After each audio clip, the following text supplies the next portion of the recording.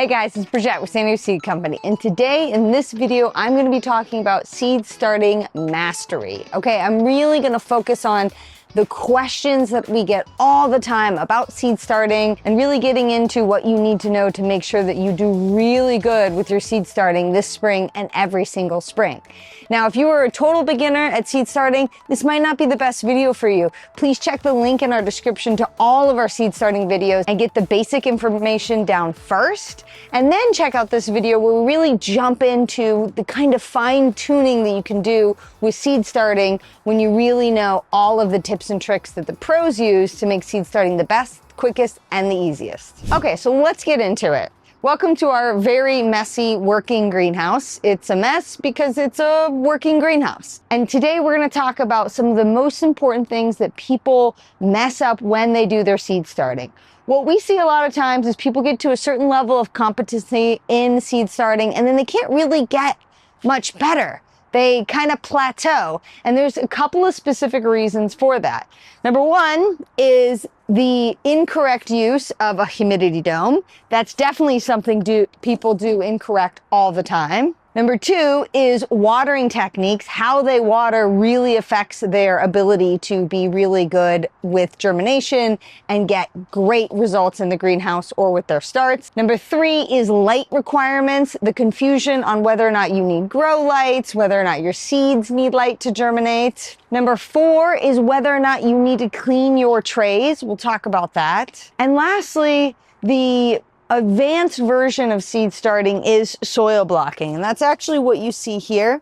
We will talk about it in this video, and this is one of the coolest ways in which you can start your seeds, but again, a little bit more advanced, so we will talk about how you do that and how you do it well. All right, let's talk about the number one thing that can really make or break your seed starting process: a humidity dome. Now, if you're growing in zones outside of 9 and 10, these are almost essential because it's so cold when you're starting seeds that you need one to hold in the humidity and the moisture. In our zones, I rarely actually use a humidity dome because of the danger it can cause to your seedlings if you leave it on after the seedlings sprout.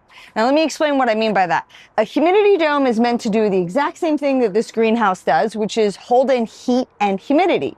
Well, the smaller the greenhouse, the more intense that temperature can get.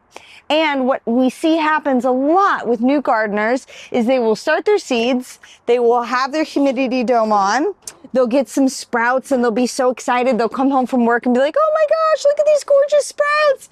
And then they leave on the humidity dome and the sprouts actually suffocate because of the lack of airflow and the intense heat that happens when that humidity dome is left on and not pulled up to vent. Or what we do actually is pull it off completely. Now, I actually only use a humidity dome for a few crops, particularly peppers, because they really want that heat and humidity. And tomatoes, if I'm starting them early enough in the season that it's cold enough that I think a extra greenhouse humidity dome will actually benefit it. You can see here, I actually only have it on one tray, which is my peppers. And the moment that I see any little sprouts, I mean, I'm checking this every day. I'm coming out here and I'm looking. And the moment I see any sprouts, this is going to come completely off. And that is because I don't want the temperature inside this tray to get so hot that it actually kills my seedlings. Now, I know you all have done that before because it is a learning curve. So I'm here to tell you, if you're in zone 9 and 10, this is not an essential tool. It is helpful. It will speed up the germination of things, especially like peppers, but you have to use it with the caveat of pulling it off, or at least venting it, pulling it, propping it up like this when your seedlings germinate. That's essential if you want to take your seed starting skills from a beginner to a more masterful level. Okay, next let's talk about watering. So most people like to water their seeds with something like this, like a hose. Well, I'm going to tell you right now that this is a good way to ruin your seed starting.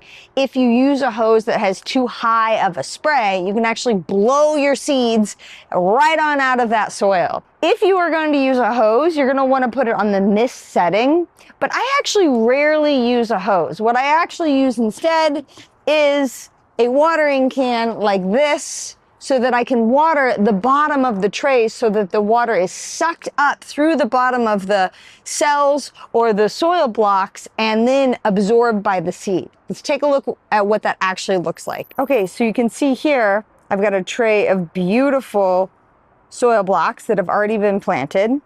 And now if you've ever soil blocked before, you know you can't just go in here with a watering can and hit one of these blocks or you might actually destroy it.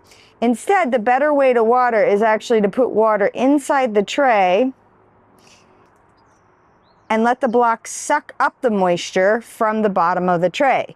Now here's what makes this a little tricky, is you need to make sure your tray is level, or the water inside the tray will all pool to the front of your tray, and then you won't get really good absorption. The seedlings in the back will dry out quicker. So this is really where people don't realize the importance of something as simple as having level trays. Now, our table actually does slant slightly to the front, which is okay. Sometimes I do something as simple as just sticking a little piece of a stick or cardboard at the bottom to help level it out. It's important that it is level, because you'll see when I fill this tray up, all the water is rushing to the front, which means these up here are going to dry out much quicker than these down below. So I will have waterlogged blocks, and then I will have completely dry blocks at the end of the day. You can also see here where I missed and I watered a little too aggressively. I actually hit one of my soil blocks and it fell apart. So that is one of the drawbacks of using soil blocks. I think the reduction in plastic still makes it totally worth it. Okay, next let's talk about light requirements. So this is definitely something that is a little confusing for most seed starters who haven't been doing it for many, many years. There's kind of two components to that. First of all, the light that is required by some seeds for germination. Now, you don't have to remember, we make it really easy. If you read the back of any seed pack, it's going to tell you whether or not the seed needs light to germinate. Okay?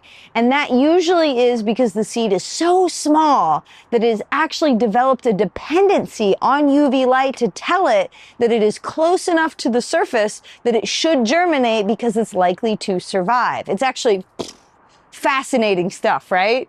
So you don't have to remember, but it will say it on the back of the pack. And you do have to pay attention to that because the exposure to the UV light is actually what tells the seedling to germinate. It's usually flower seeds that require that, and it will actually state it on the back. Now, because of that, let's take something like tomatoes, for example. It does not require sunlight to germinate. That means that you don't have to start your seeds in a greenhouse or even outdoors. You can actually start your seeds in a completely dark place. It doesn't matter. But the moment the seedlings germinate, they have to come in contact with full spectrum UV light. Now, here's a pro tip for you. A windowsill is almost never enough sunlight to prevent you from getting long, leggy seedlings. This means that if you think you can start a really nice tray of seedlings in your window, even if it's southern exposure, chances are it's not enough sunlight. So the moment that your seedlings germinate and you actually get sprouts on these need to be in sunlight. Now for us, we're in a greenhouse, so that works out perfectly. If you were doing this at home and you started these, say, in your garage, inside on your office table, in your kitchen, wherever, the moment they germinate, they need to photosynthesize. And they need to do that by either coming outside into full sun or going underneath a grow light. Now here in zone 9 and 10, full sun can be very intense, and that is why you have to use shade cloth if it is going to be really extreme temperatures.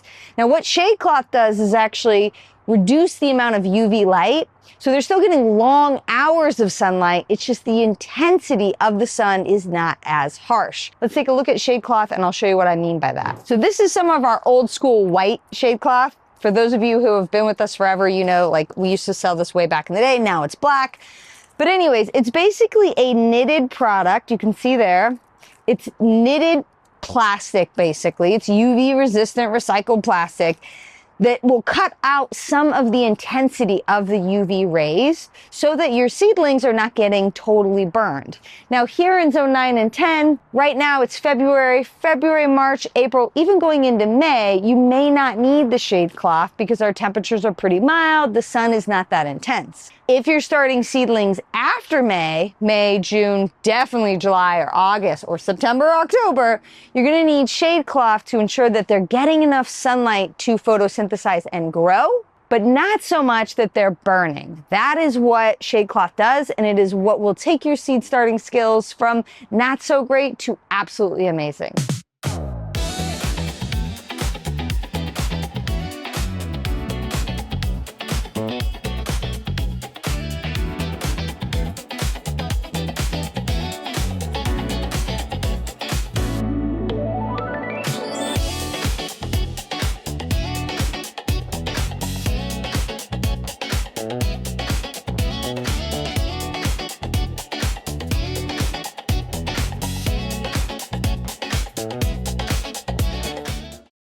Okay, so let's talk about soil blocking. This is one of the things that will really take your seed starting from a beginning kind of, maybe you're doing a pretty good job to a more advanced level for several reasons. First of all, soil blocking is amazing because you use less plastic. I mean, I still have gobs of pots in my greenhouse that I can't wait to get rid of. I'm holding on a few of them in case I do need to pot anything up. But for the most part, I'm moving almost exclusively over to soil blocking because it allows to have really good seedlings by something that we call air pruning. So basically what happens is the seedlings grow in these adorable little cupcakes is what we call them. And the roots actually won't grow past the sides of the soil block, obviously, because there's no soil. So they get what we call air pruned. And I really like doing soil blocking because when we transplant them, we don't have an extra pot.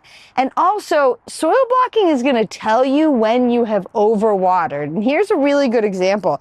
I filled up this tray with too much water for the purpose of showing it off to this video. What happens when you really have too much water in these bottom watering trays when you're using soil blocks is the actual blocks will start to just basically disintegrate. And it's a sign that they really have been sitting in water for too long. Whereas this tray here looks really great. The soil blocks have sucked up all of the moisture, but there's not excess moisture sitting there. And they are nice little tight, adorable little cupcakes like this.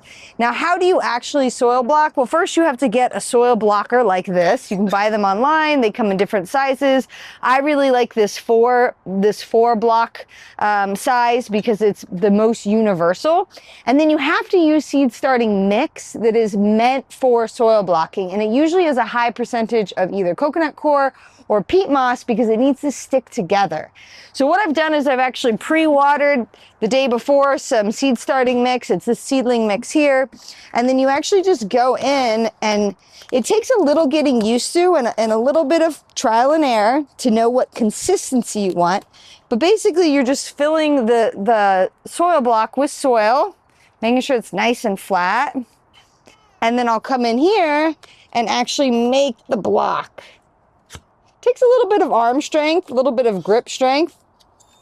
And there we have it. So you can actually see on this one, I didn't do a fabulous job because it wasn't completely full. So let me make another one here. So how do you actually seed these? Well, what's great about them is they leave this little dimple here, and then you can do what I love, which is top seed. So I've got some cherry tomato seeds here, and you just drop one right into that indentation, and then you cover it with high quality, well sifted seed starting mix. So I've got some sifted soil here, and I can just cover these right up. Now notice I am covering it with dry soil. That's to make it easier to spread. I can take my hose on a mist setting and water that if I want. But honestly, because there's going to be water at the bottom of this tray, it's going to get sucked up, and by capillary action, that soil will become moist. And so I really don't have to water it again, and I will still get great germination results. The beauty of soil blocking is less plastic, better quality seedlings in the sense that they're not going to get pot bound because there's no pot.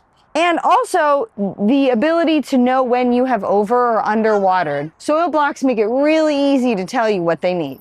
In fact, soil blocks are so awesome that just in the time it's taken me to shoot this video, which you can tell different outfit, different day, we already have sprouts on some of our seedlings. So just remember, if you have started your seeds and you're struggling a little bit, these are some of the big things that can go wrong that really make your seed starting kind of plateau. If you're using a humidity dome, make sure you pull it off as soon as you see those little sprouts, because if it's on too much, the heat will get too intense and it will kill them. Also, seedlings need light. So make sure that once your seedlings have germinated, that they are out into full spectrum light outside or underneath a grow light. You might have to use shade cloth in zone 9 and 10. And finally, soil blocking is just the coolest way to start seeds and really take them to the next level where you have sprouts in as little as 3 days. Look at those beauties. So remember, follow us for zone 9 and 10 gardening tips. We're here to help make your garden grow.